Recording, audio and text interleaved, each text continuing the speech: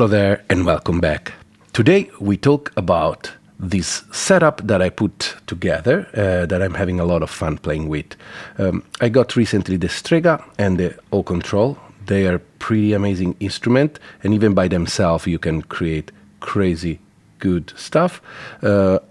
But I always like to implement them, or the small things I put together, into the Octatrack, because in that way I can use the Octatrack as a mixing facility and use a lot of effects and scene and stuff, so it's pretty fun then to perform and, you know, make these things flow together.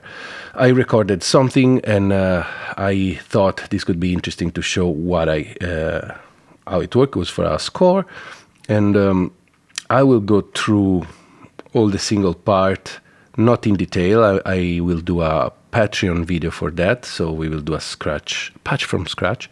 But for now, we'll just give you an idea of what's happening here. So, first things, let's check the Octatrack. I have a track 1 that is my true machine. Basically, the sounds come from the Strega inside input A. Here we are. And I set up a classic filter and delay for now. Track 2, I'm not using it right now. I might use it later as a neighbor machine to have more effects. Not that I need it really, so let's just turn it off.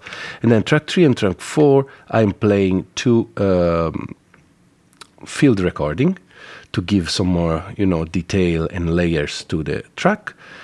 And then track 5 is track 5 to 7 are 3 flex machine that record what happened on track 1 or the main out and resample, and then I can mangle with that and have fun. So we'll see what happened with that. Track 8 is my master right now with filter and a dark reverb that I feel in this case a reverb at the end of the chain. Put everything together, and since the dark reverb has basically a filter in it, I can tame some of the frequency I don't like. So that's the setup for the Octatrack. Let's see what happened in Strega. So I never go through that. So it's Strega. It's a simple machine, but pretty intense in what it can do. It has a if you see my last week video with the Lyra, you know that it has tonic part where you create the sound, basically your oscillator, and then your effect. So I won't show and describe that again. But in this case, it's sequenced by the O control or zero control, whatever. Let's hear the sound. So in this case, I have to on mix direct, because this goes, there's no way to sync this to this one. I could with the clock if I had a MIDI to CV converter, but I don't. So in this case, I created a sequence and I'm not synced with the Octatrack. I don't care about that. Okay, I want to just let you guys hear the sound. This is without any effects. There's a modulation happening here, so the LFO of the Strega, it's modulating the tones.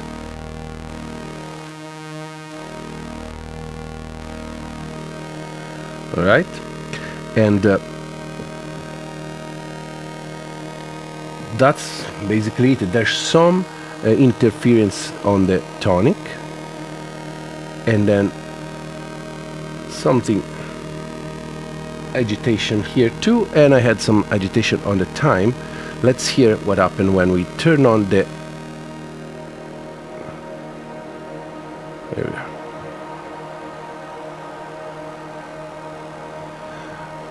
It's nice because all the sound got like bigger and smeared together, and I don't know why though.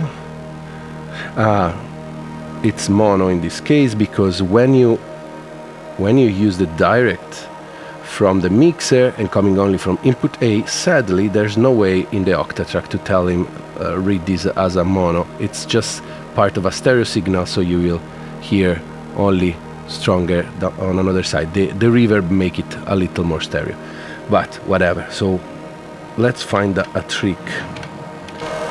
Exactly, if you start playing, now it become stereo, because in source I put only A. Okay, that's something that a lot of people sometimes ask why the signal go mono or stereo. That's one reason. Anyway, so this is the sound of the Strega by itself. I added, let's see what's happening here. There's nothing going on in the Octatrack right now except some reverb on the master. So this is clean. I like the dark reverb of the Octatrack. One way to use it that I put always at, in this case is a mix, 100% mix, and in this case you can use the filter to create the sound you want, and then you remove the mix. You can do a test on and off. If you press FX and then clear, it's clean, and clear again, it's undo. So this is a pretty great way to hear how the sound works. That's it. So this is the setup here. What happened now? It's like I create a sequence in the zero control. Let's hear first without any effect, and maybe let's tune this bad boy a little. So the O control has 3 lanes of sequence, 1, 2, 3. Right now I'm using the top one, that is this brown color, then there's the white, and there's the other one that is this one. And this one is sequences my volt per octave. So it's not quantized. I wish it was quantized, honestly. But anyway, I like to use a tuner sometime to make the perfect intonation, but whatever. Anyway, these are the notes that I think, and my sequences start here. Don't ask me why, because whatever.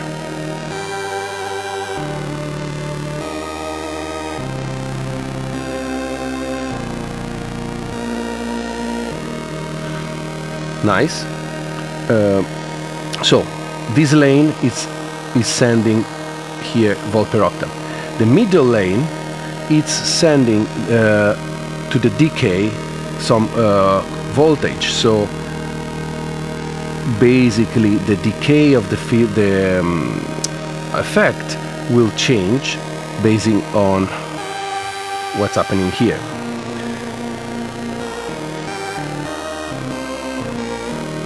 I thought that. And then I'm having the touch. You can, for example, remove this. So basically, when you touch the button here, the plate, it will not change notes. It will go with its own sequence. But wherever you press, as you can see here, it feels the pressure, and I'm sending it to the filter, as you can hear. Nice.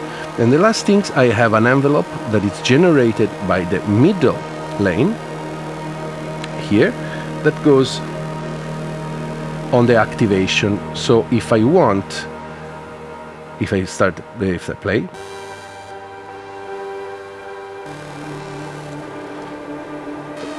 if I want to have like a sort of a ADSR, that's the way you can do it.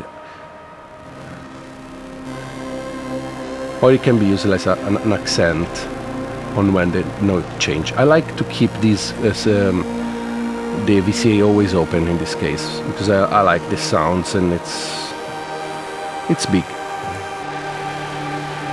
Whenever I want, I can, by the pressure, open the filter. So this is about it for this sound, and it's classic Strega sound. It's very beautiful. Definitely you hear some echoes of Alessandro Cortini, because it was the designer. So I love it. Let's see what happened then. I had this 2-track here, and it's 2 recording from a bar in an airport, and I just changed the pitch and the rate so they are more low, and they had some very subtle layers to it that I enjoy. And then what I did, I had all the resampling machine here.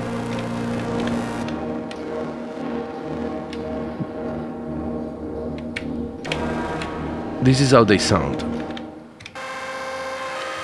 There's one glitchy track. There's one that do a sort of bass drone. And this other one the same, but this one with the filter that changing. And having different kind of vibe matching together, make the sound a little larger.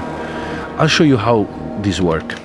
So basically, first, since these machines are not synced, I needed to start recording this track when I know the tonic, the bass notes that is here, was going. So what I did, I stopped the clock. I select that. Now I know I have this note, and I want these 3 machines to sample this note. To set up the machine, you just select it, and then function rec, you put one recording button here, so you know you can put with function, so it will turn on only when you press yes. That's important. And then double click and you select on source, double click here, and you select the buffer it will play, it will record from. So it's, in this case, track 5. So again, it's a little confusing. This is a part I never actually do a full tutorial on, but I will. Anyway, let's do it for track 6, for example. You first select track 6, double click, you select buffer on R6, recording 6, then function rec, you place a recording trigger. In this page you have to select what the buffer will record, and as you can see, is recording the main. Whatever happened in the Octatrack will be recorded. Also you have to press this, and you can see you can select A, B or C, D, but in this case only internal sound. You can select the length. In this case I put 27 step, but whatever, it's not synced, so I don't really care. And now what happened is, like, when you double press, it will basically disarm all the track, but put it on ARM. So now when I press play, you will see a plus there, mean that the machine will record everything, as you see.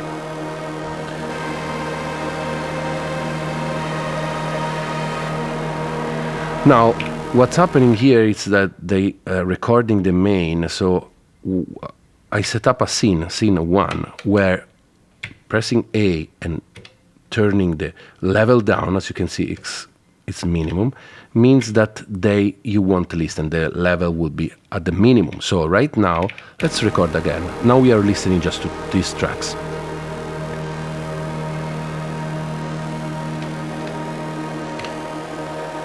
Once the recording is done,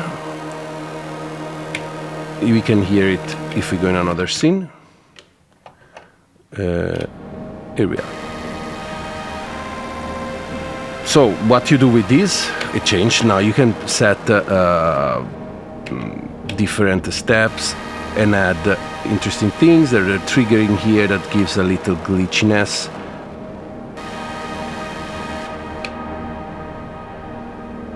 And I like to have this going in behind. So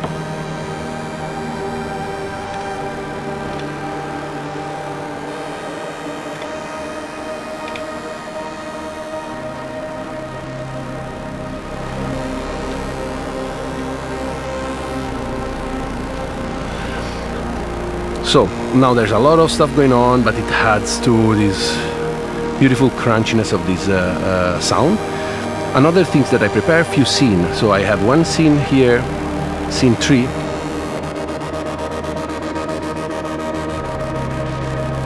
That is just this LFO that cut the volume. And how did I do that? On LFO page. So you see that LFO 1, it's working on a filter width. So, all right. And LFO 2 is actually modifying the rate of LFO 1. So instead of having a fixed wave, it will change. You hear. And I set up the fader to add these things. As you can see, when you press B, you see how much is the depth of the 1, LFO, LFO 2. Then I have another scene here that is simply a high pass. And in this case, same. I went to the master effect in effects and I put the bass around 77. So I can have a simple way to cut the low end. And then I can go back maybe to that scene and then back to the clean scene. And you can do some juggling here. Then I have this scene that had a lot of reverb. Same, you just hold B and set up your scene. And this similar but in a different vibe. So once you do this, what you can do is start just playing with the Strega. You know, you have all of this interesting agitator.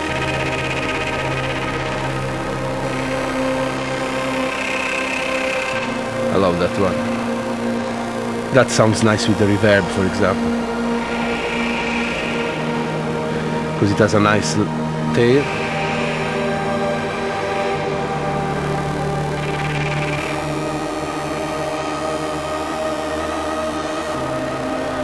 And mostly that's it. One other thing that I didn't mention is like the sequencer of the Strega is interesting because you can have, if you turn this time knob down, each step will have the same length. But if you use this, then each step will last longer or shorter. It depends on how much you set up the value here.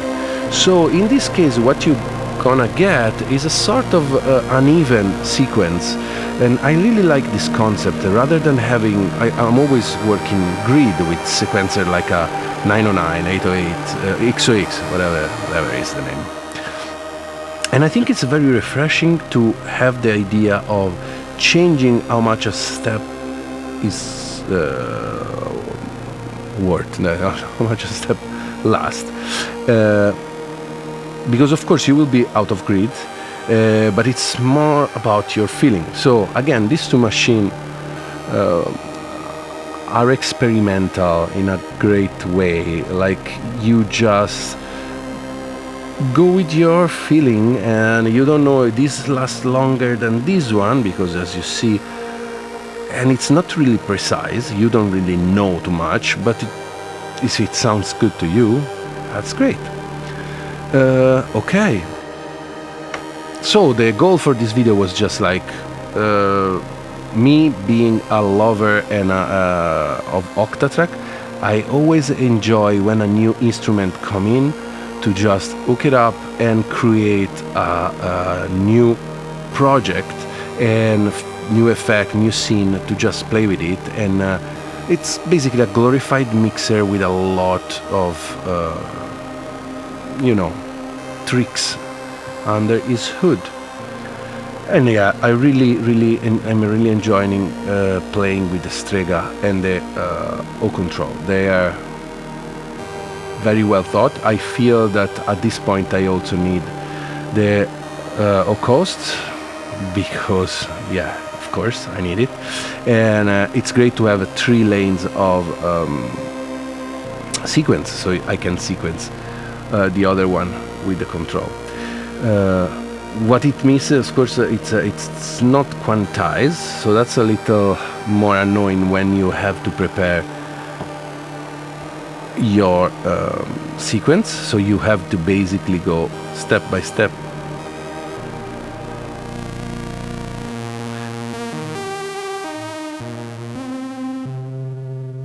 But also it's nice to play. I love this sound, it's beautiful.